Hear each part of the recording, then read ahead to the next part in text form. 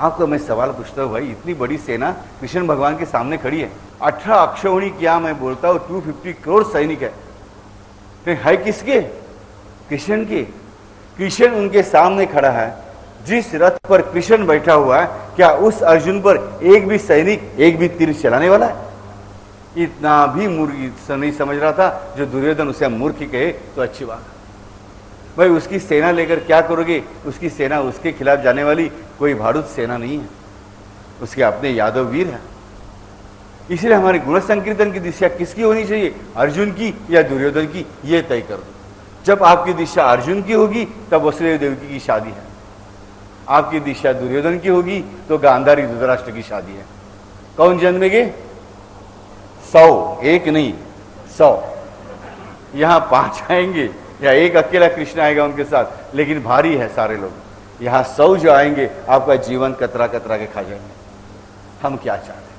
इसलिए भाई मैं जो गुण सुमिरन करता हूं, गुण संकीर्तन करता हूं, उसी दिशा को, उसकी दिशा को तय करना कि ये अर्जुन की दिशा रहे या दुर्योधन की दिशा है। हमारी जिंदगी में अक्सर यही होता है कि हम दुर्योधन की दिशा में ही दौड़ते रहते हैं। भगवान के मंदिर को हम लोग प्रदक्षिणा कर रहे हैं, प्रदक्षिणा करते करते हम लोग सोचते हैं कुछ जो मंत्र है, नाम ले, जय जय रामकृष्ण हरि, रामकृष्ण हरि, रामकृष्ण हरि, भगवान भगवान भगवान मेरी कल इंटरव्यू है, भगवान मेरी कल इंटरव्यू है। भगवान को एक बार बोले बस हो गया भाई, 10 बार बोलने की कोई आवश्यकता नहीं। तो आप कहेंगे नाम भी 10 बार लेने की आवश्यकता नहीं, राइट? Tit for tat. अगर मैं मांगना भी एक टाइम जरूरी है तो नाम क्यों 10 बार लूं? नहीं भाई, इसका भी जवाब मेरे पास है।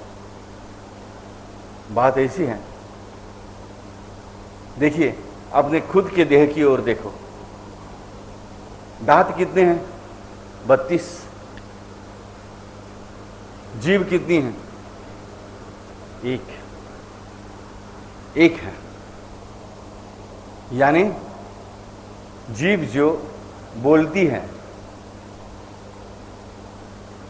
ये जीभ ने अगर गलत बात कह दी तो क्या होता है? ठाक। कौन गिरा? जबान गिरी कि दांत गिरा? दांत गिरा। दांत 32 है, जीभ एक ही है कि जीभ ने एक गलत बात क्या कह दी, काम तमाम, सारे के सारे दांत निकल गए, राइट? दूसरी बात है, ये 32 दांतों को क्लीन कौन रखता है? जीभ ही रखती है।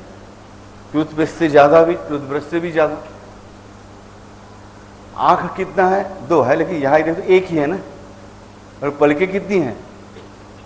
2 है। अगर उन्होंने उनका संरक्षण करना छोड़ दिया तो क्या हो जाएगा? आंख फूट जाएगी, फूट जाएगी।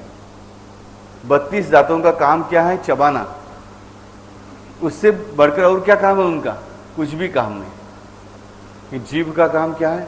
स्वाद लेना, चबाने में मदद करना। देखिए भाई, जीभ नहीं है तो यहां मैं चबा रहा हूं, यहां से खाना यहां कैसे जाएगा? यानी चबाने का काम भी दांत कर नहीं सकते, 32 है, फिर भी कर नहीं सकते। जीभ वो भी काम करती है, स्वाद का भी काम करती है, बोलने का भी काम करती है, स्पर्श ज्ञान भी ग्रहण करती है।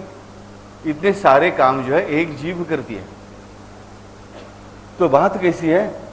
जो हम भगवान से मांगते हैं, वो जो मांगना है वो अच्छा हो जाए, मांगना हो जो अच्छा हो जाए। इसलिए हमें नाम सुमिरन ज्यादा करना चाहिए।